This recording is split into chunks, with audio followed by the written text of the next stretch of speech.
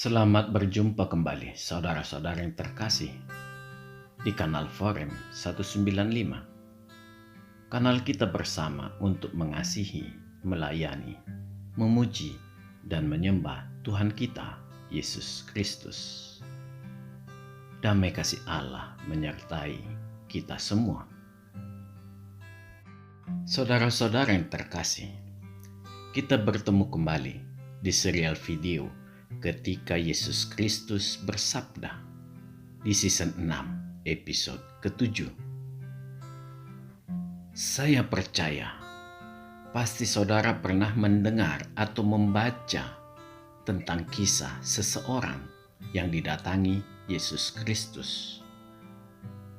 Mungkin di banyak kisah lain, tokoh yang mendatangi itu bisa hadir dengan tanpa nama.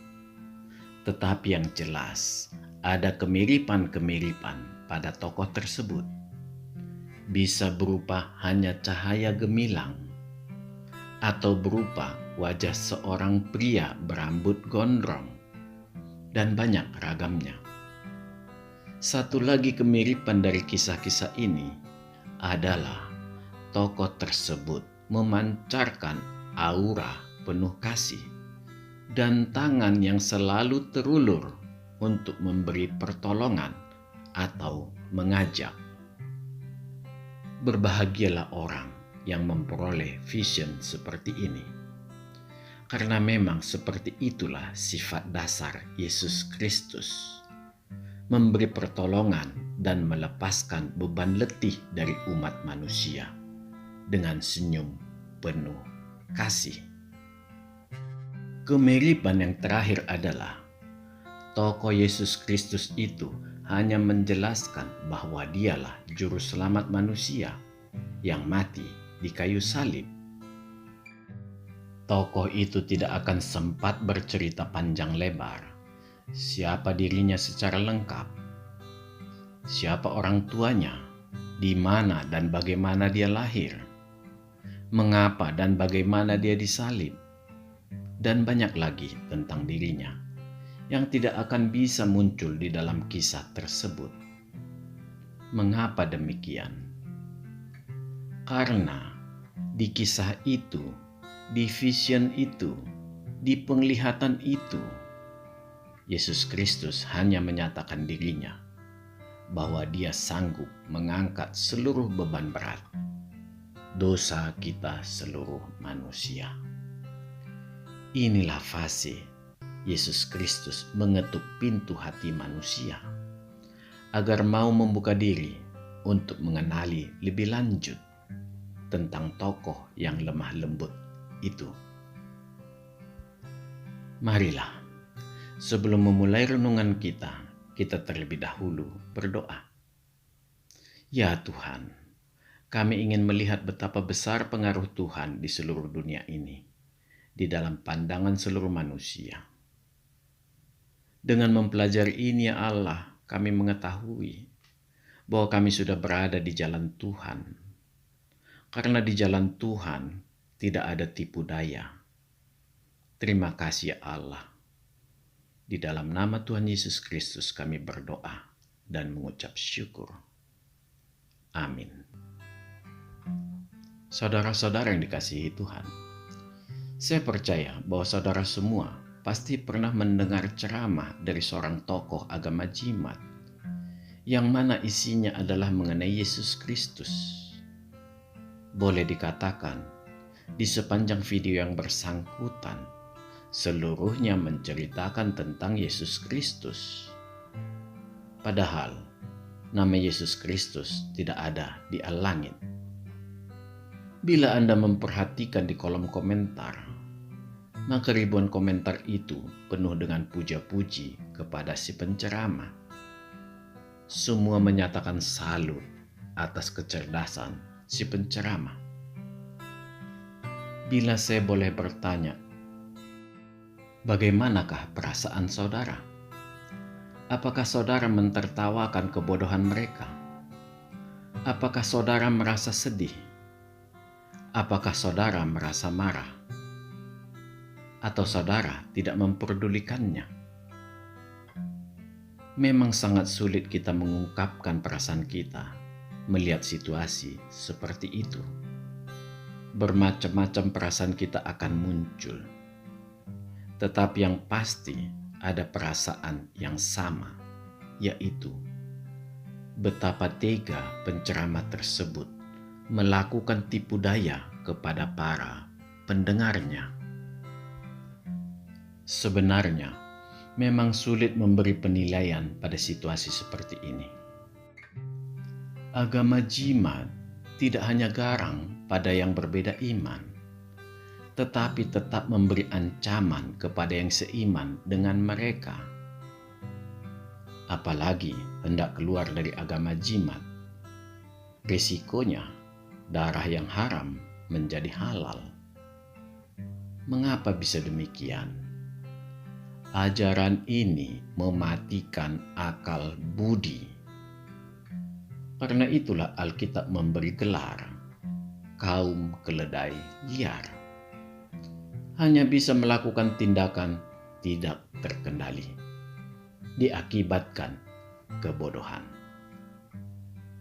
Saudara-saudara yang terkasih, saya tidak bisa membayangkan apabila penceramah Kristen melakukan kebodohan seperti itu. Saya sangat yakin para jemaat akan menariknya turun dari mimbar, sekalipun dengan cara sehalus mungkin. Mengapa umat Kristen seperti itu? Ini disebabkan jemaat memahami Alkitab, sehingga ajaran yang melenceng dari kekristenan sangat mudah terdeteksi. Ini merupakan sifat saling menjaga di dalam kekristenan, menghadapi ajaran-ajaran sesat. Mengapa umat jimat tidak dapat melakukan hal seperti ini? Sangat sulit. Justru mereka sangat bangga disesatkan penceramahnya dengan kebohongan demi kebohongan. Ini disebabkan umat jimat tidak mengerti bahasa sorga. Sekalipun al-langit sudah diterjemahkan, tetap saja sangat sulit diperoleh pengertian yang utuh. Hampir tidak ada konektivitas antara ayat yang satu dengan yang lain, terlebih bila sudah berbeda bab.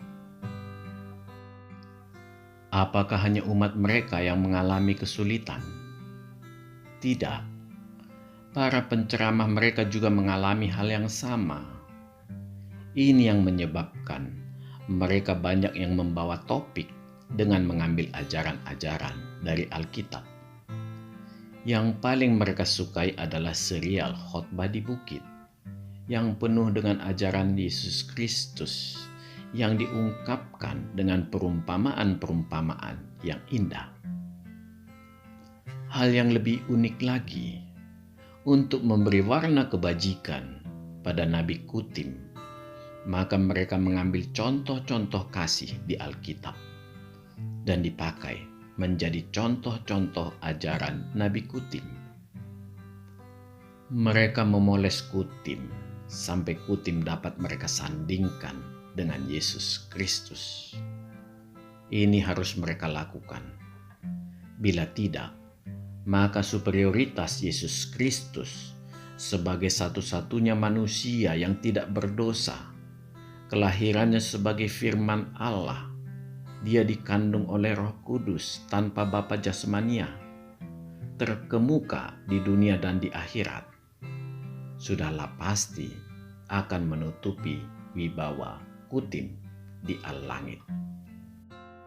Cara lain yang mereka lakukan untuk menaikkan pamor Kutim adalah dengan mengundergrade atau merendahkan Yesus Kristus. Cara yang mereka tempuh adalah menghindari ayat-ayat yang isinya memuliakan Yesus Kristus dan menonjolkan bahwa Yesus Kristus hanyalah sekedar utusan. Itulah yang membuat mereka terus-menerus menyerang Yesus Kristus. Saudara-saudara yang dikasihi Tuhan, Agama jimat ini lahir dengan segala isinya, menggambarkan sebuah antitesa agama Kristen. Saudara dapat melihat kesepadanannya. Yang pertama, Yesus Kristus dipertandingkan dengan Nabi Kutim. Sayang, Nabi Kutim sekarang sudah di alam kubur dan menantikan saat-saat penghakiman oleh Yesus Kristus.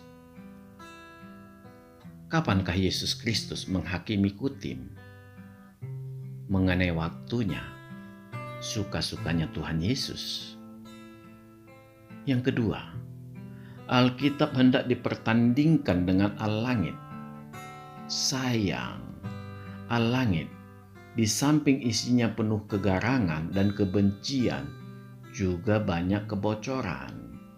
Bukan hanya bocor halus, tetapi memang bocor keliling.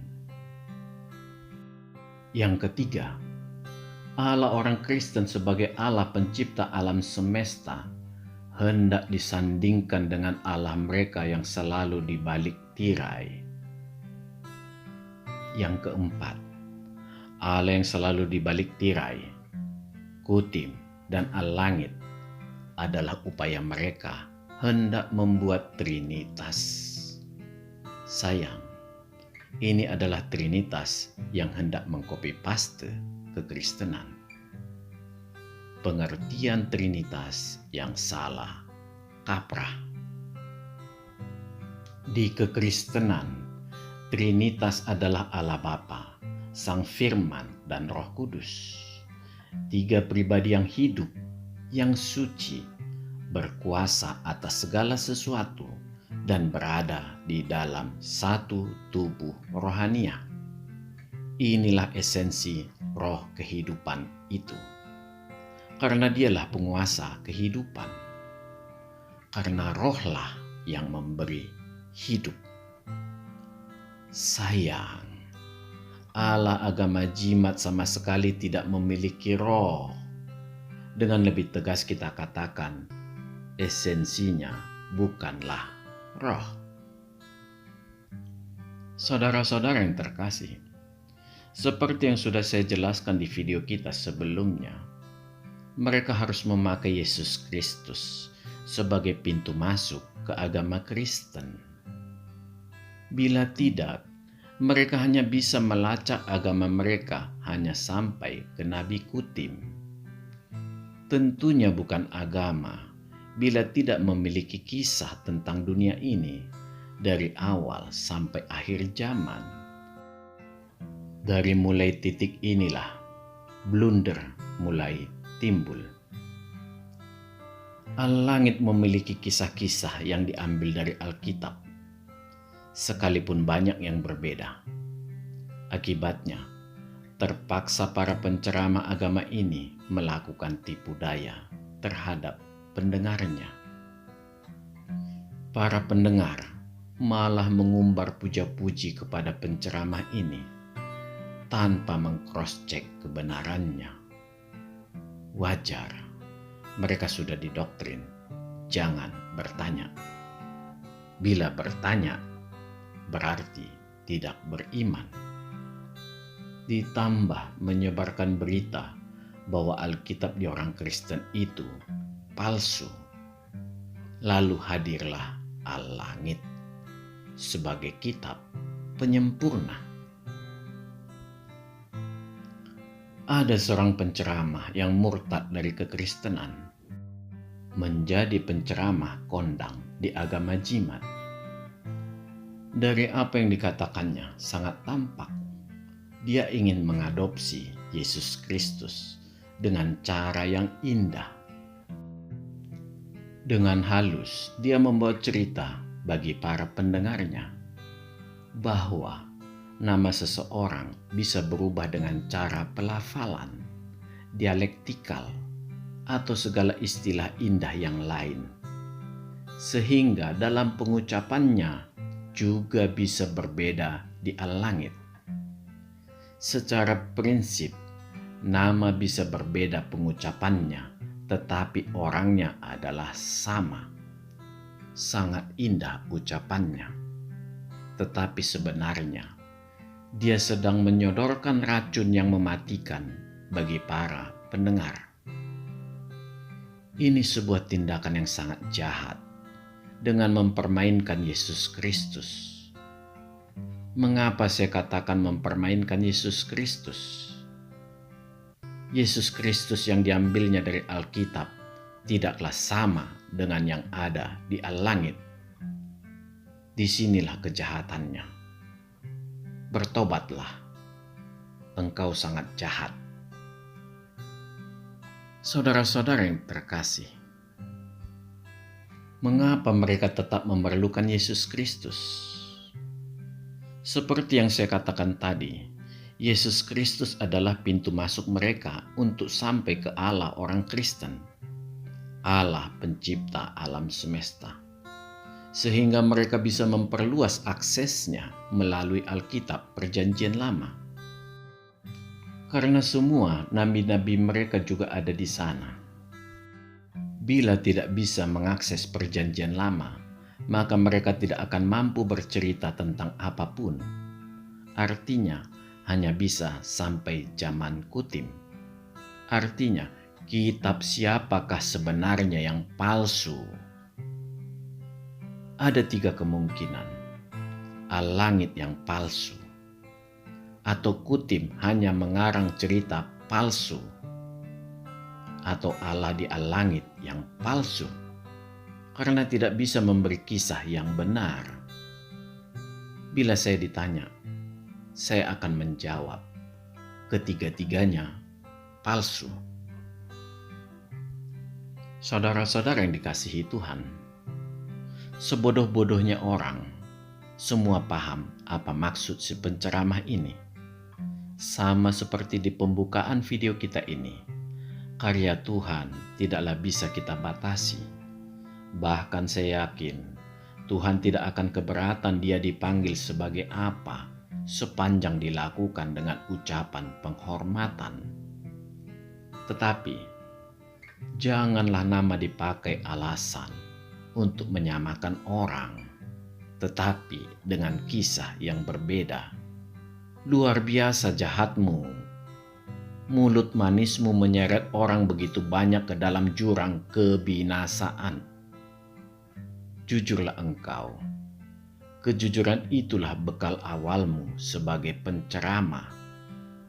Murka Tuhanku ada di atas batok kepalamu. Katakanlah hal yang jujur dari isi al-langitmu. Pakailah istilah di al-langit untuk umatmu. Jangan seret-seret agama Kristen ke dalam kegilaan agama Anda. Percayalah, Tuhanku tidak bisa engkau permainkan. Apakah engkau tidak melihat kematian nabimu yang begitu mengenaskan? Takutlah akan Tuhan orang Kristen. Tuhan orang Kristen bukanlah Tuhan yang idiot, bukan Tuhan yang lupa asal usulnya. Saudara-saudara yang dikasihi Tuhan, khususnya umat agama Jimat, sudah banyak saya membuat video yang mengkonter ajaran penceramah umat Anda yang gila seperti ini. Sekali lagi sadarlah, Anda semua sedang diseret pada dunia kekelaman. Yesus Kristus itu lahir di tanah Yudea, di Bethlehem, di sebuah kandang domba yang hina. Hilangkan dari pikiran Anda bahwa Yesus Kristus lahir di luar dari tempat itu.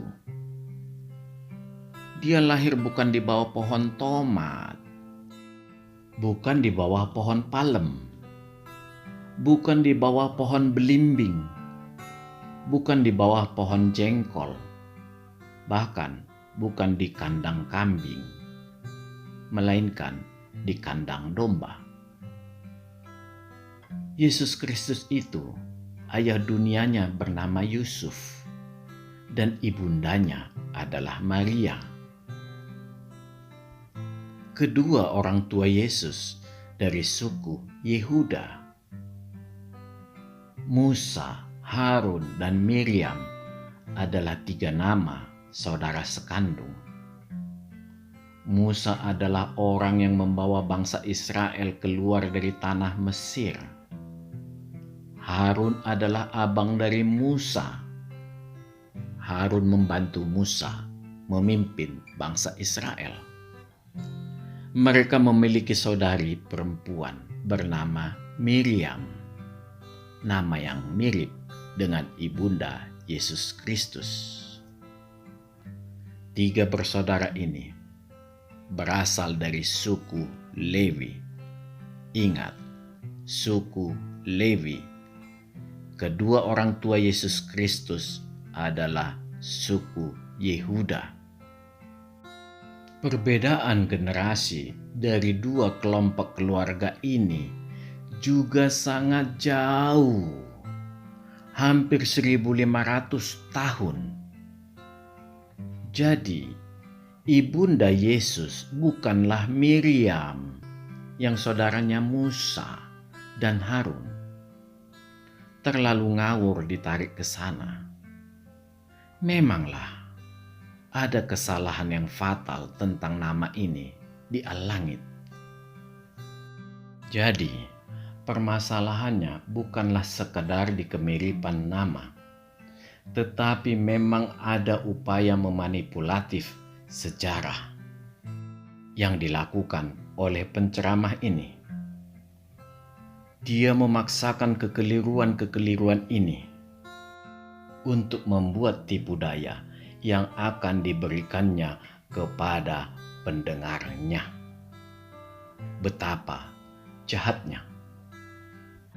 Melihat latar belakang penceramah ini adalah dari dunia Kristen, saya tidak bisa membayangkan. Memanglah penceramah ini luar biasa jahat dengan memperkelirukan sejarah Yesus. Sebenarnya kekeliruan ini tidak akan terjadi bila tidak dikaitkan dengan kekristenan secara langsung. Caranya sederhana. Cukup dengan memakai nama-nama yang ada di Al-Langit saja. Itu adalah konsekuensi sebagai sebuah agama yang baru, dengan wahyu yang baru juga.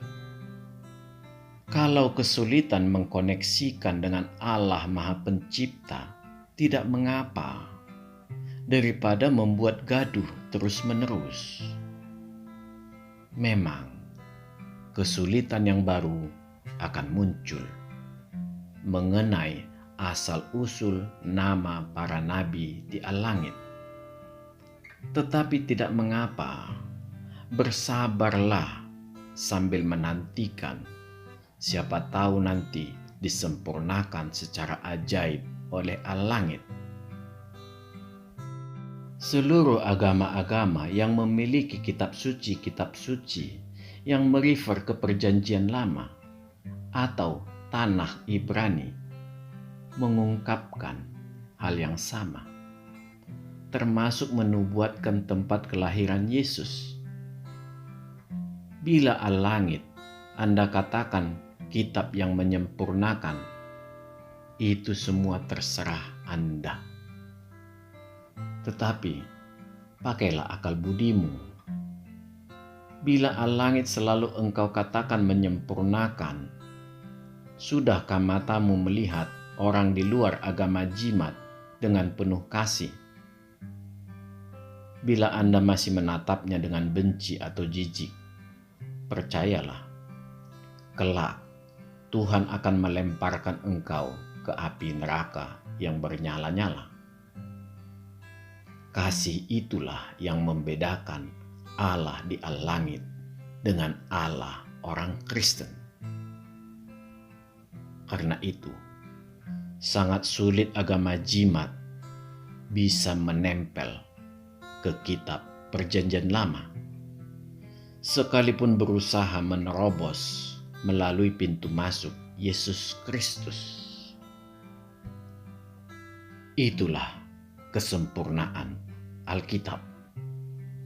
Catatlah itu dan pakailah hati nuranimu. Betapa parahnya al-langit yang Anda klaim sebagai kitab penyempurna. Bila saya mengatakan semua orang salah, sementara data tidak mendukung pendapat saya, rasanya sayalah yang harus introspeksi. Itulah namanya berakal budi. Jangan pernah menutupi kegilaan dengan kegilaan yang baru.